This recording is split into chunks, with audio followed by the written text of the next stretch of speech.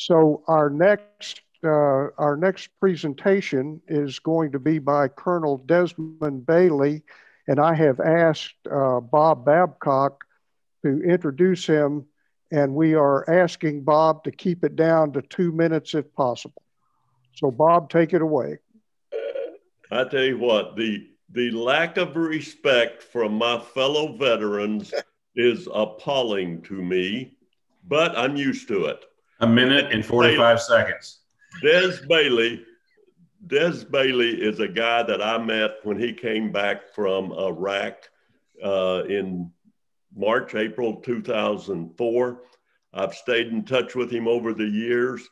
Bottom line, he was the recon troop leader from June of 03 until he came home in March. And his primary job was to be the eyes and ears of the brigade commander in the search for Saddam Hussein. They did a lot of other things besides go after Saddam, but Des and his troop were the inner cordon on the 13th of December of 03 when Saddam was captured. So he's going to talk about that. And I will tell you that he is in the process of writing a book along with his troops where we're not only going to cover the capture of Saddam, we're going to cover the work, the leadership at the NCO level, the officer level, the guy on the machine gun level. And that book, start thinking about this. We hope to have it out by Veterans Day so that these will be great Christmas presents you can pass out.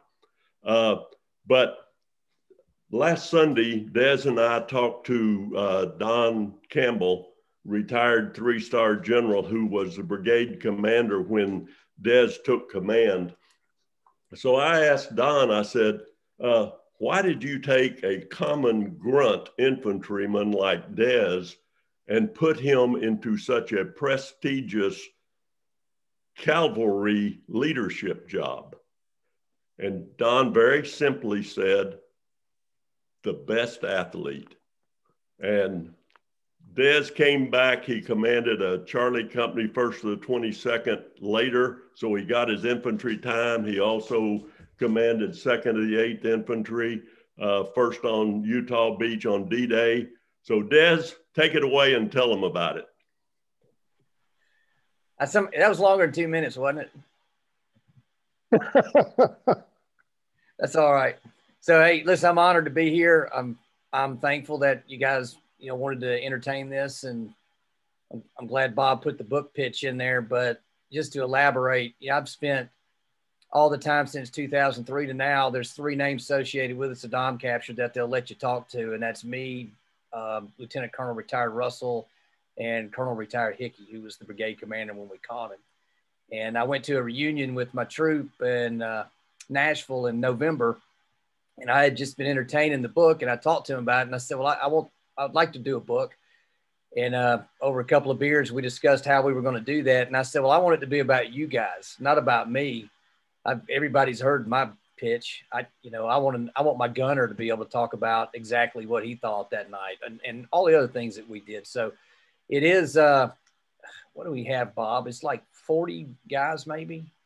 Are we at 40 yet? It's a lot of my soldiers that volunteered to do interviews with that. So my cousin's writing it in conjunction with Bob, and hopefully it'll be an interesting read because I've read a lot of Vietnam books where it's firsthand experience through multiple guys within a squad or a unit, and we just want to model it after that. So I've been asked to speak today, though, about the Saddam capture, the actual raid. So I'll try to share the screen here real quick, and y'all let me know if you can see it. Yep, we got it. I'll get you on full screen. All right, everybody good on the full screen there? Okay, so I think you gave me like 10 minutes. Is that what it was, Skip? So you take as long as you need, Des. This is a great story. What I like about when I brief military men, they typically understand a lot of this. So there's less filler that I have to put in there, less descriptions for certain things. So I'll run you through the course of action, and then we can him and haul back and forth if you got some specific questions. But the inset picture here is that's James B. Hickey, the brigade commander when we caught Saddam right there in the middle of the green light. That's what a man. So before I look at the mission here or talk about it, what we were doing at the time, our troop, we had several different missions. Number one, we were partnered with Special Ops. They had the Rangers out there, but the Rangers didn't have vehicles at the time. This is 2003. It was before they fielded the Stryker platform. So they typically sat on the tarmac and with the little birds and were reinforcements. What SOF wanted were troops on the ground who knew the lay of the land and had transportation. And I had 14 gun trucks with Mark 19s and 50 cals on them. We also had this optic called the LRAS, which is an acronym, but it's a long range optic system that's day and night and thermal view. And we can laze telephone poles at a very great distance with that, read name tags at like 6 kilometers out. So good optics. And we had cargo space, so the SOF guys could get in our vehicles, and we could transport them around, or we had the means to put a lot of combat power around certain houses when they were doing raids. So that was one part of our mission as a troop. The other part was we did zone reconnaissance for the brigade commander in areas where there was limited military presence. So we had been doing a zone reconnaissance from Beji all the way to the Syrian border, running the rat lines, looking for how they were sneaking missiles in. When we did the same thing on the other side of the country, we were looking for EFPs and things of that nature. So a lot of zone reconnaissance work. And then we owned about a 7 kilometer by 8 kilometer square area, rectangle rather, where we fought a counter mortar fight. And we did that we had organic 120 mortars. And so we would do terrain denial fires. We worked with Spectre gunships, Air Force fixed wing. I had a Apache platoon that was TACON to me most of the time. And basically we just hunted these little mortarmen out there because they launch 4 or 5 rounds at the division main compound and run away. And that's what we were doing, chasing those guys around. So that was kind of fun. It was the funnest year of my life, but that was really the 3 mission sets we had before this came up. Now, every raid we did with SOP, every raid we did on our own, we would gather information. We turned it into the intelligence officers, and they started really paint a picture. And all the commanders would start talking, and we kind of came up with an understanding of where Saddam was. So it was the 12th of December, 2003. My guys had just finished a 30-day zone reconnaissance in the Western Desert. We had come back to Beji and been there about 2 hours for what we'd call a refit, where the guys could take a hot shower and get some lickies and chewies, and we get ready to do the next mission. And we were informed by my executive officer that the brigade commander said, get your ass down here now with as much as you can bring that's ready. So that's what we did. We came down. About an hour drive for us to get from Beji to Crit. So I figured it was a raid for Saddam. Once I got down there, I'd realized that we had captured somebody that was in our battle space. Our troop had identified him as a key individual that might lead us to Saddam. Well, they had found him in Baghdad in a brothel. The SOP team down there did a raid for this cat. It wasn't for this particular individual, but they did a raid and swooped him up, scooped him up with the rest of them, and realized that the SOP team in Tikrit was looking for that particular individual. So that's the information we received. They were flying that individual up, and we were moving our forces down to Tikrit. And over the radio, as I got closer to our brigade headquarters, the mission statement you see on the screen is what he put over the radio. And it was pretty simple. Killer capture, HVT #1. That stands for high value target. And he was the #1 guy on the deck of cards, so everybody knows who that is. By this time in the fighting over there, my troop had done about 13 raids for Saddam Hussein. And we had just come out of the field after 30 days of living in the sand, and trying to keep these kids motivated for this was kind of a leadership challenge. They were rolling their eyes, and they're like, here we go again, another raid. All I wanted to do was take a hot shower, those kind of things. But we got down there and got the vehicles lined up, and Hickey came and talked to me and said, hey, here's the mission statement. It's pretty simple. Emphasis on capture, not on kill. But if you got to kill him, that's what we do. But for political reasons, it was more advantageous to us if we could capture him and let the Iraqi people try him. That was really the goal. But given how Qusay and Uday performed when the raid was conducted on them in Mosul. We didn't know exactly what to expect. So I've already kind of talked about the months of intelligence gathering. When you hear facilitator, just think informant. And that what it ended up being was we had looked at the pictures. Every raid we did, we grabbed all the pictures we could of Saddam and anything that had to do with Saddam. And the intelligence officers at the brigade had built this collage of all these photos. And we had identified about 5 people that were always with Saddam, from right before he took power to once he was the president of Iraq. And one of those facilitators was one of those guys that we saw in every one of those photos. So SOF had him and they were interrogating him. We ended up linking up with SOF and planning the raid. And that's the details I'm about to cover with you. So this is just a layout of the land. Can you see my arrow on the screen? Just nod if y'all can see that. Okay, so there's Tikrit. Me and my fellas had been up here in Beji all the way out to the Syrian border. And here's a road that comes across over the northern Thar. That's what we were working on. Come down to Tikrit. This inset to the right, that's Tikrit. The main palace is here. And Adwar is the town. Right outside of that town is where we caught him. And it's about 15 kilometers south. We ended up going across the road. And this is a little traffic circle. We called it the Lollipop. And that's where we linked up with SOF and planned our mission. And then the imagery you see down here, these were the first 2 areas. But they're saying Wolverine, this was another objective right here. But initially when we planned it, it was this little outcrop of villages right here, little homes. And then a little, it's like a 2-building structure in an orchard right there. That ended up not being where he was, and we ended up finding him over here. But so that's just kind of a lay of the land. The actual concept that the planners were working on while we were prepping our equipment and getting ready is what you see on the left there. Pretty simple, 1 slide.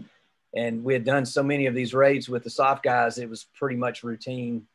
I know it's a bad word, but it was, we understood how everybody operated. I would do my guys would do the inner cordon. I had 3 platoons. Usually I kept 1 platoon with me as the reserve or flex force. And I'd augment 2 sections of the SOF guys with 2 of my platoons. And we just isolated the house. And it was pretty simple battle drill for us. If we drove up there and were receiving fire, then we returned fire until the enemy quit firing back.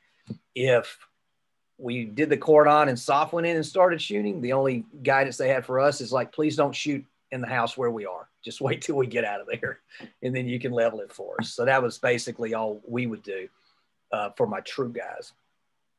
But I'd sit outside with the reserve and I was coordinating all the other things that you see out there. Our attack aviation, I did the conventional side and the SOF guys handled the little birds and whatever they were playing with. I was supposed to deconflict that, make sure they didn't, get involved in ways that we didn't need them to. But for this particular lay of the land, these are my 2 troop platoons up here at the actual objective. We had engineers in boats up and down the river, and we had our conventional force aviation, which was 1-4 aviation, call sign Viper, on the west side of the river. Up to the north, I can't see because the way I've got my screen up here, but we did have 1 armored cavalry troop from the division cavalry squadron in case things really got bad and we needed some armor support. Because at this time we didn't have up armored Humvees. I just had fiberglass Humvees and we took all the doors off of them and those types of things. So it didn't offer you a lot of protection from small arms and especially RPGs. It's just a clear schematic of it. The green icons are the SOF guys. I always like the way they draw this up. Like they said, it's the brigade commander. Yeah, he was back here. But either way, this is how we kind of interlaced ourselves to go and conduct the raid on 2 objectives. And I've already talked about kind of the array of forces on the western side of the bank.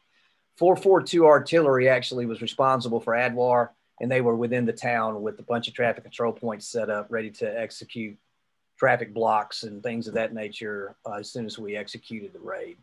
So the timeline down there at the bottom, it didn't take us too long. We received the frag on the 13th at 5 o'clock in the afternoon.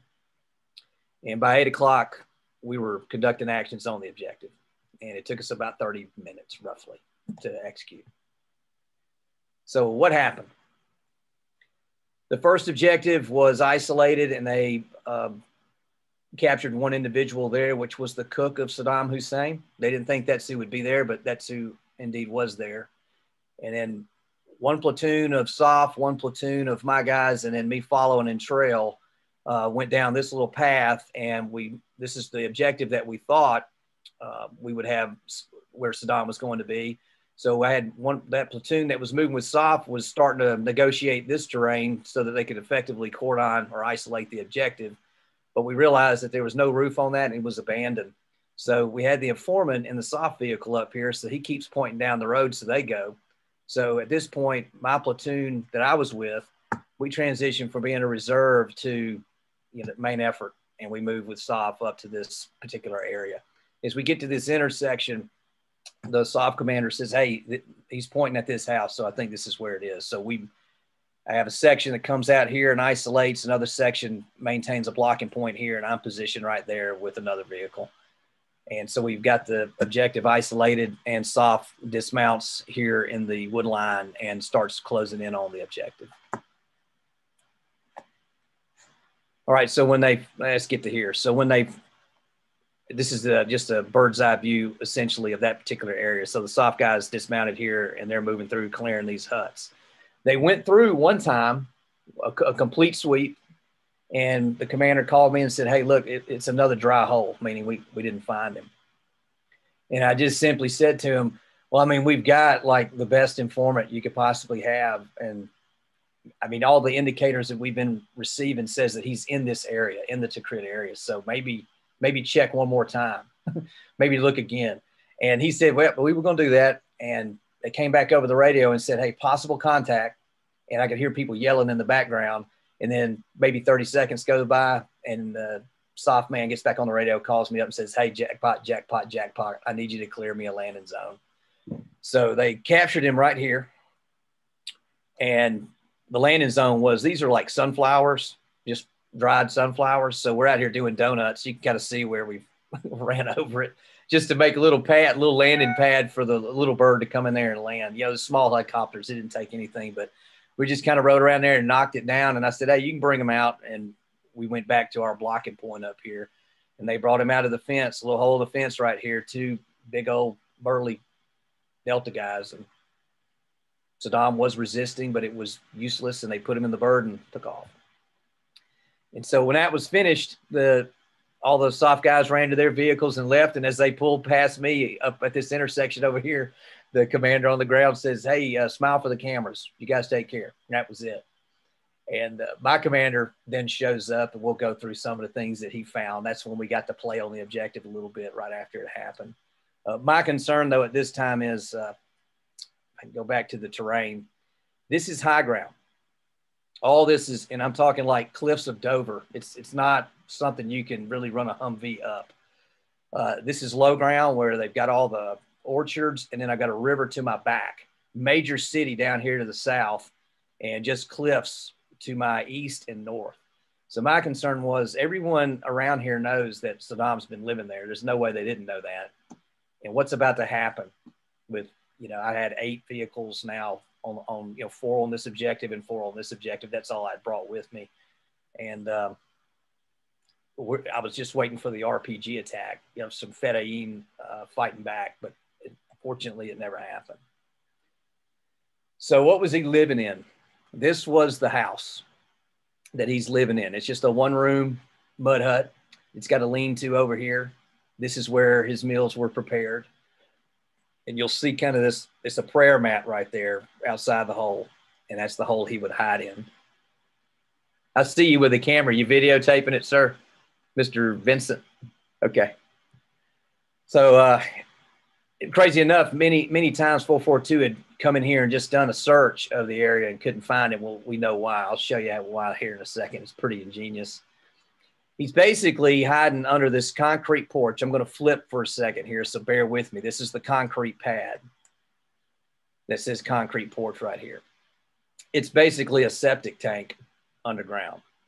And they dug a hole next to it, cut a hole in the side, and a little hole where your drainage pipe normally goes into a septic tank. They had a pipe running out of it for oxygen. It had a fan connected to it and a power line running there. So it had a light bulb and a fan.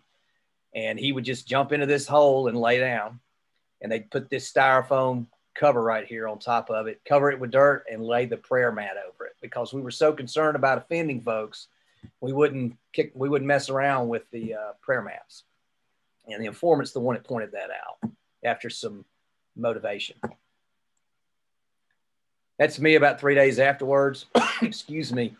What I put this picture in here, not because I like looking at me, but I want to always highlight this. That's a piece of, it's like a picture, but what's on it are pictures of Jesus Christ. There's sausage hanging, pork sausage hanging on this line right here, which is actually the power line that runs down into the pipe and gives him electricity. There's cans of Spam in here that you can't see in Mars bars. So, you know, when you walk around there, you're really kind of thinking that that's probably just a Christian Iraqi that's living there. You're not thinking it's Saddam or any place that he would be associated with. This is inside his house. A lot of these books over here were about the CIA, certain American government apparatus, basically books that talk bad about it. This is outside where his food was prepared. And they're showing this little trail because Colonel Hickey's the one that made note of this. That trail runs all the way down to the river. And during the Iran-Iraq war, Saddam was almost, or I think it was right after the war, there was an assassination attempt on him by some Al-Quds fellows from Iran. Well, he fled them, crossing the river right in the general vicinity where that path leads to. So it was symbolic to him. This whole area was very symbolic to him.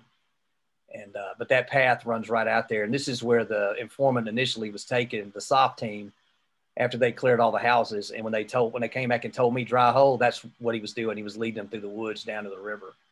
And they finally persuaded him to show him where he was. And that's when he pointed at the prayer mat laying on the ground. So this is what it looked like during the raid in the top right. After the informant pointed at it, they removed the mat and they saw these two cotton webbing handles sticking up. Reached down and pulled it up, and lo and behold, there's a hole. And they shouted into it for a little bit, and there was no motion, so they took a hand grenade pin and just dropped it down in there, and then two hands came up. And they brought Saddam, that's when Saddam came out. Some other things occurred right there, but you can only imagine. And then they took him to the helicopter. So he did say when he came out of the hole, he told the SOF troop commander, President Saddam Hussein, I'm willing to negotiate. And that individual replied with, President Bush sends his regards. And then that's when they started making sure they had the right guy. They wasn't a body double. What was the American flag for? Whereabouts? Right here? I'm sorry, what was the question? In the feeding area, there was an American flag. Oh, yeah. Up. Yep. It's American flag, canned Spam. Can't be Saddam, can it? I mean, it was pretty good. I mean, it fooled a unit there for 6 months. And in Adwar, there were sightings. They said he's riding on a motorcycle. He's traveling in a taxi. If I went back to that capture the aerial view, there's the taxi cab, and there's a motorcycle. It was parked right in here. I can't remember where it is now, but that's the taxi, and there was a motorcycle there too. So the people weren't lying. They were giving them the right information. We just couldn't pin down where he was. But this styrofoam is in the Infantry Museum over at I think at Fort Carson is where the actual styrofoam plug is. So what did we recover? Obviously Saddam Hussein, two individuals. One was his driver, the other was his cook.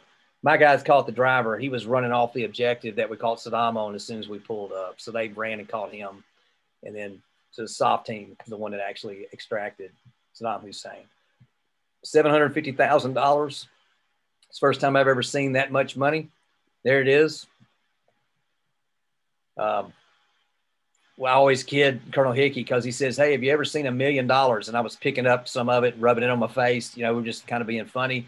And then when they did the final count, it was 750,000. I always ask him, where'd that other 250 go? But that's all they had. So, and there's the man. That's Saddam back at the soft compound on Tikrit, or at the Tikrit Palace. And everyone should understand why these faces are all blacked out, but there he is. So I'm subject to your questions.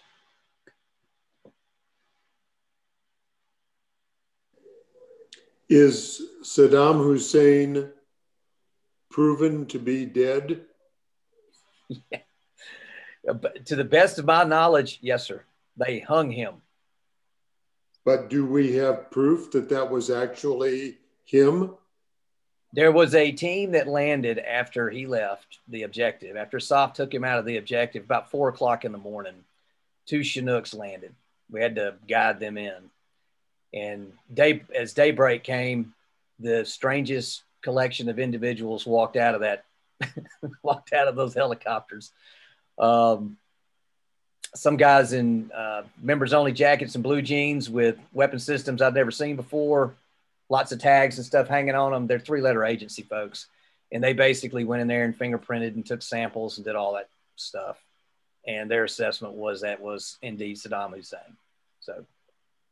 So Des, would you talk a little bit about your troops and dealing with the news people and all that? I thought that was really impressive when you discussed that before. Yeah, so you're supposed to sign these non-disclosure agreements when you work with the Spec Ops guys, and that never came about for us. But as soon as he was captured and flew off the objective, I had a direct link to the SOF commander, and the other platoons were listening to the subordinate leaders on the SOF teams. But I put out a net call that said, everybody, there's no communication. We don't talk about what just happened. You don't put anything out over the radio. Don't even communicate with the guys back at the headquarters, because I don't know what's going to happen. And there's some messaging that we're going to have to take care of here. And all of them to a T obeyed that. No issue. When my brigade commander left the objective that night, he said, look, I got to leave you here. You got to secure this place. I don't know how long it's going to be. And he says, I'm pretty sure it's going to be a media frenzy at some point, but I'm just concerned about what may happen to the area. And I think he in his mind knew that the 3-letter agencies were coming later on that night. I didn't know that till I got the phone call that said, make sure you get them in there. So we stayed there. It was 36 hours we sat on the objective, and then we were relieved by 442. All the troop, we all went back in one mass, and we did what we would call it, you call it a debrief. Got all the troops together. We explained what went on, because by that time, the guys back at my headquarters knew what went on, but we had to get them all together to explain the kind of the rules of engagement with the press and all that. And Hickey and I sat down and we came up with a narrative. At the time, we weren't saying special operations. So if you watch any of the History Channel stuff, we'll say special forces, soldiers, things like that. Now they'll call them spec ops, but we weren't saying that back then. So we came up with what information we'd put out, how we would pass it around, how we would handle our interviews. And then I went back and briefed the troop. And during that time while we were over there, nobody leaked anything out. I was able to speak to my wife at 2 times during that 12-month deployment. Once was right before we went across the berm going up to Baghdad. And the second time was when I just called her before I went. It was after the 36 hours after I'd met with Colonel Hickey and we had figured out what we were actually going to say. I called her on a satellite phone and I said, hey, sweetie, I just want to let you know everything's okay and watch the news. Love you. Bye. And that was the day that Bremer announced we got him. And so that happened. And then I went back down with Colonel Hickey and some other guys to the objective. And that's like 36 news agencies were there to walk around. And all of them were crawling in and out of the hole, getting their money shots and things of that nature. But I was just impressed that none of my kids let any of that out. I mean, some of them couldn't believe it. They were like, that's not him. That can't be how that went down. That was my gunner. He was like, seriously, that's it?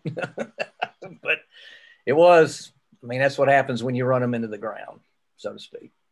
There was a picture of a troop with while Saddam was still in the hole. Was that one of yours or that was special ops? That's the interpreter. Okay.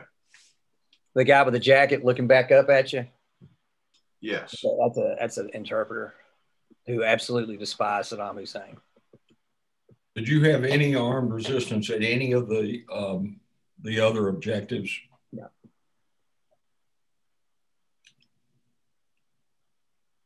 That's Anybody? what I wonder if we were on the right trail sometimes. What weapons did he have in the hole with him? He had a 9mm. I would imagine. You know what? Which I believe President Bush has that. I would guess, just from looking at him and seeing the pictures when it first happened, he was probably pretty filthy. It didn't seem a place to shower around there. He was nasty.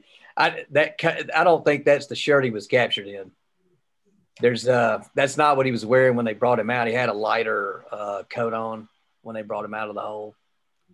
And I think he's wearing that. If you watch the videos of him getting his mouth checked, there's a doctor with a stethoscope looking at him. That was actually the coat he had on when they brought him out. So this is sometime after that. Did the intel get better on where they could find Saddam after they had the battle with the two sons, Uday and Qusay? No. We thought the brigade, we thought he was in and around Tikrit and Adwar. We thought he was on the western side of the river. And I came in and briefed what I thought, because let me back up some slides here. This is the Tharthar Reservoir. Out here, what we don't have are all the unit boundaries, but this was basically no man's land, even though, every piece of terrain was owned by a 3-star, or 2-star. Nobody was out here, which is why Hickey sent me out there.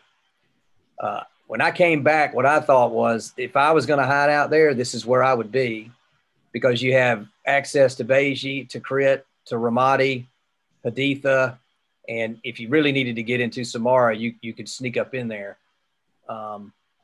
It's just the lay of the land. It's pretty sparse out here. There's not a lot of people, but I mean, his financier was out here just west of Beji, right off the tip of the Tharthar. We raided his house, just missed him, but got 3 of his wives, and they were spilling the beans on his movements and stuff like that. So that's where we thought he was. Saf had heard that he was on the eastern side of the river, and they ended up being right. But we were all generally correct that this is where he was hanging out. He was wielding his influence from this area right here. And it expands. It went all the way to Kirkuk, Mosul, but. Can you tell us anything about the informant, where you found him, and how you were able to trust him?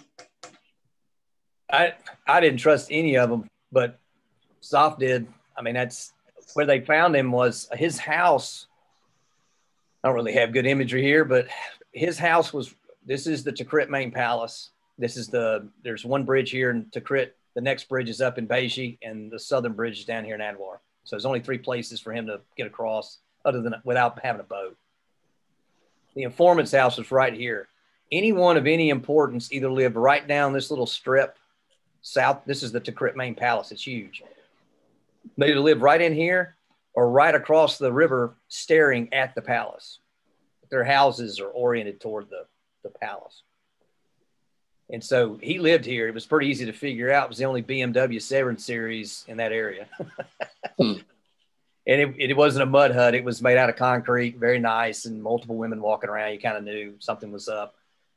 We never caught him, but we did so many raids on his house that his family just left. But what they ended up doing was going down to Baghdad. And so there were some raids in Baghdad looking for key individuals that the SOF teams were doing, along with some Navy SEALs folks. And they went into a brothel and snatched up a bunch of people. And this particular individual we were looking for, who lived up here in Tikrit and was one of the people that we saw in the photos all the time, that's who they had with them. And we had just whittled it down to his financier, or this particular guy. The names are put in the books, but since this capture, I'm not supposed to mention that guy's name, so I'm not. I'm just letting you know. But we that's why I said what I did to the team that night. I was like, really? I mean, you got the guy with you. And they ended up, like I said, motivating him to point to where Saddam was. Yes. How was he communicating with his chain of command, if at all? Did you find a communications center or some means for him to talk to his people? There was some cell phone, but two other means would be pigeons and face-to-face. Huh. And their communication system with birds and other means is phenomenal. Out in the Western Desert, we would conduct a raid on a village here, get up the next morning, and no one left that village because we isolated the entire night and watched it, and then would move to the next village. After we did 2 raids on, I say raids on villages, they're cordons and searches. We're just going through looking for any type of munitions, weapons, whatever we can find that would communicate storage or stockpiling, because that's what we were looking for. Not just an individual AK-47 and 3 magazines. I'm talking 6,000 rounds of match grade Dragunov ammunition, tritium sights, those types of things. But by the time after we had done our second cordon and search, every village we came to after that, it was like they were standing inspection. They were standing outside as we rolled up. They had their weapons laid out on the ground. I mean, and no one's leaving. Now, could they have cell phones? They could, but this is extremely poor area out here. So we weren't finding cell phones. A lot of people didn't have vehicles. You had a lot of Bedouins just moving around out there with goat herds. So, what was the weather and the temperature around that area at the time of the year? November was cold and damp. That was part of the rainy season. As we started, it was late October when we started our zone reconnaissance from Beji to the Syrian border, and it rained on us 3 or 4 times out there. High winds. It's actually miserable, and we had all the doors off our vehicles. So, thank goodness for the sleeping bag. But it wasn't hot at all. It was very comfortable. Yes, that quote, President Bush sends his regards, sounds to me like that belongs among the top 10 things that American fighting men have ever said in history. I mean, yeah. Was that practice or was that extemporaneous? Sir, I don't know. That's just what he said. I mean, I think one of the most chilling moments in American history I will remember was when George Bush said, "If you're not with us, you're against us." Right. So it was relevant for that soldier to give him personal credit like that. Was it actually the special operations guy that pulled him out of the hole? Yeah, it was him, and because the interpreter was just yelling commands, but he was coming out of the hole. He was just assisted out of the hole. By special operators, or was it part of your group? No, the special ops. Like I said, we would isolate the areas and catch the squirters, people running off the objectives. That was our task. Inside the buildings was the soft task. Can you reveal any of the names of the soft guys that were there? Never would. No, sir. I'm still in communication with 2 of them. So they're doing well. I mean, they may reveal who they are. I just know that that was one of the things we don't talk about. I've got a question or comment. I'm trying to relate all of this to Vietnam. I was company commander of 25th, 3rd Brigade and 25th. And one of the, what keeps coming up here, one of the obvious problems we had was communication. And most of that was because the equipment that we had at the time, nowhere near what you have, but still you had all other reasons that communication fails, different frequencies and different AOs and this sort of thing. It seemed, your operations seemed to go fairly smoothly. Is that a good assessment? I had excellent comms with the conventional forces. So the engineers on the river, the aviation guys, but I wasn't able to really monitor the SOF aircraft. And they used a different radio than we used. We had the ASIP radios. They had we just call them like a high speed. It's like a PRC 126, but it's obviously, you know, the 10th generation of it. Right. They would speak to us on single channel plain text and brevity codes. And so I'm listening to that and, you know, doing the interpretive dance on it, but I don't have any means to talk to their aircraft, which was the only thing that concerned me sometimes when I could see them getting, I could see my Apaches wanting to be part of the game. Right. So I did the deconfliction piece, and just if we did get in a firefight, then I'd be the direct fire coordinator for that. But so a lot of times I didn't hear what the SOF guys were saying. I really only spoke with the commander, the troop commander in the SOF team. And I mean, on that particular mission, they were throwing, I don't know if you had them in Vietnam, but we call them 9-bangers. It's a hand grenade that just pops. It sounds like gunfire. They toss them. If they run in the room, they'll throw one in a far corner to try to distract the people in the room. Well, they tossed one in the wood line, which wasn't 20 yards from my Humvee. And I heard my gunner swivel the turret.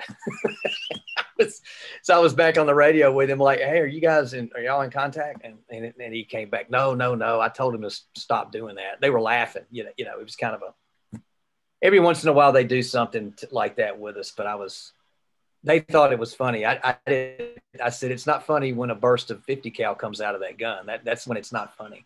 So. What was Colonel Hickey's follow-on assignment? Where did he go from there? Gosh, I'm trying to, I don't know. I left, I could tell you the next job, I met him again. I was an S3 in Iraq for an armored reconnaissance squadron out of 3rd ID. And he was the executive officer for ODR. So where he went after brigade command, I don't know. Right then. But he was still Colonel Hickey when he was he was Phantom 6 Alpha or something like that. He was General ODR knows XO. I think he went to the Pentagon, and then Odierno took him to Iraq when he took command. He at one time between that, okay, so at the Pentagon then, Bob, that's when he was in charge of G8O and Task Force Odin. He was part of that counter IED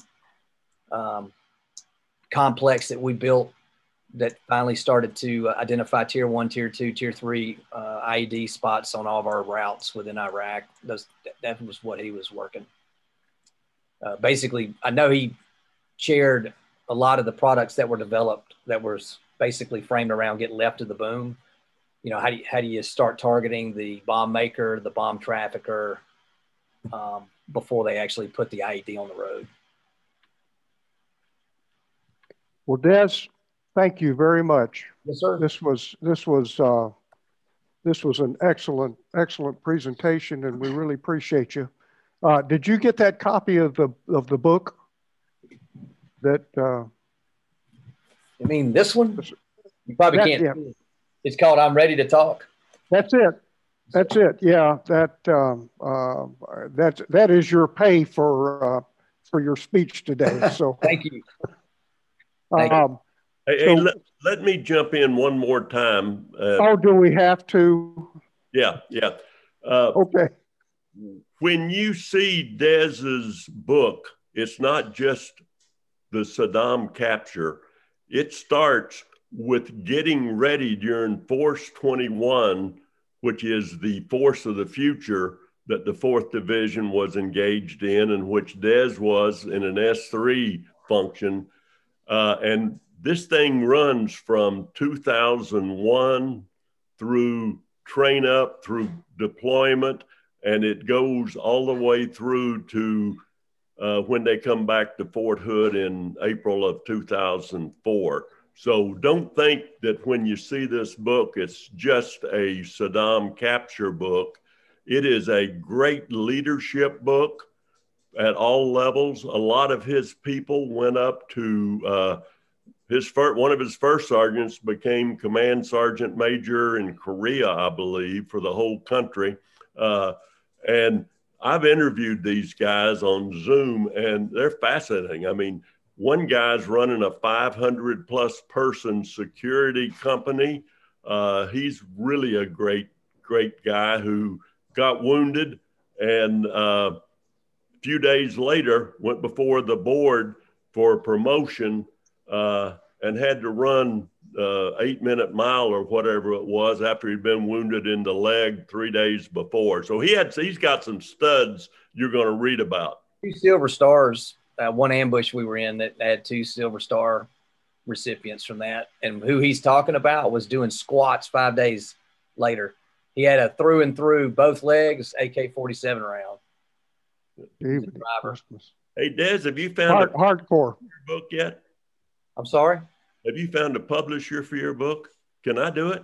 I heard of some guy named Babcock. Okay, guys. I think the next, oh, and thank you so much, Des. I really do appreciate you being here, and this was wonderful.